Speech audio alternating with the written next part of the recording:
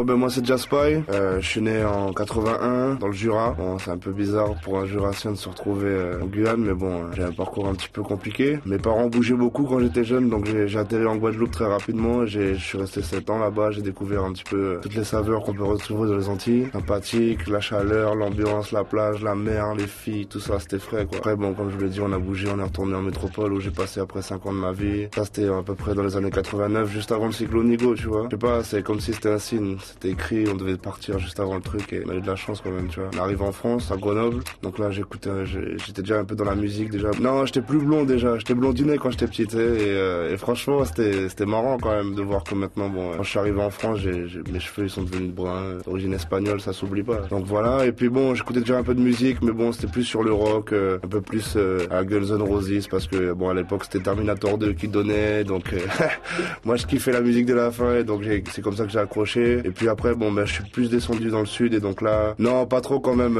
Franchement, le Terminator, c'était plutôt on essayait de faire les Terminators avec les meufs, mais ça marchait pas, t'as vu. Et de là même, bon, ben on est descendu dans le sud, comme je t'ai dit. Donc les couleurs musicales ont changé, on écoutait plus du hip-hop, et à l'époque c'était IAM, Marseille, représente l'OM bien sûr, tu sais déjà, Forever. Big up Loïc Rémy d'ailleurs. Ok, bon bref, j'avais à peu près 13-14 ans, tu vois. Et donc IAM, bien sûr, les fondations du hip-hop, au niveau du message conscient, c'est ça qui donnait quoi à l'époque. Donc nous-mêmes, on essayait de suivre ce message-là dans l'idée, dans la conception des choses. Et puis bon, ben on a bougé à nouveau et c'est là que j'ai atterri en Guyane.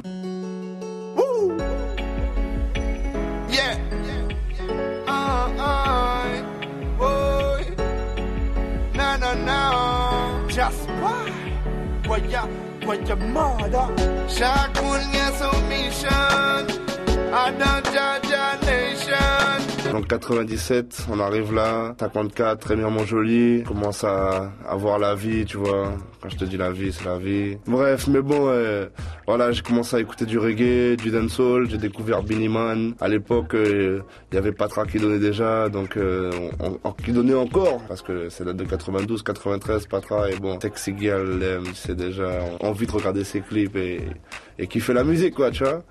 Donc dancehall, reggae, toujours sur les bases hip-hop bien sûr. Et puis voilà, donc c'est comme ça que je suis venu à vouloir commencer à écrire des textes et entrer dans la musique. Chaque monde a son mission, dans Jaja Nation. For nous marcher dans unity, priez bon Dieu pour les bonnes vibrations. Mon arrivée en Guyane, c'est clair que elle était particulière. Pendant 3 semaines, c'est vrai que j'étais un petit peu sur la défensive, parce que il y avait des vieilles rumeurs qui tournaient sur la Guyane, c'était le Far West, machin. Et en vrai, j'ai découvert un super pays, et donc c'est là qu'a commencé mon histoire d'amour avec la Guyane, puisque je suis reparti qu'1 an, et ça fait maintenant plus de 15 ans que je suis là, quoi. Donc en 15 ans, je suis parti qu'1 an, donc l'amour il est là, on kiffe la Guyane.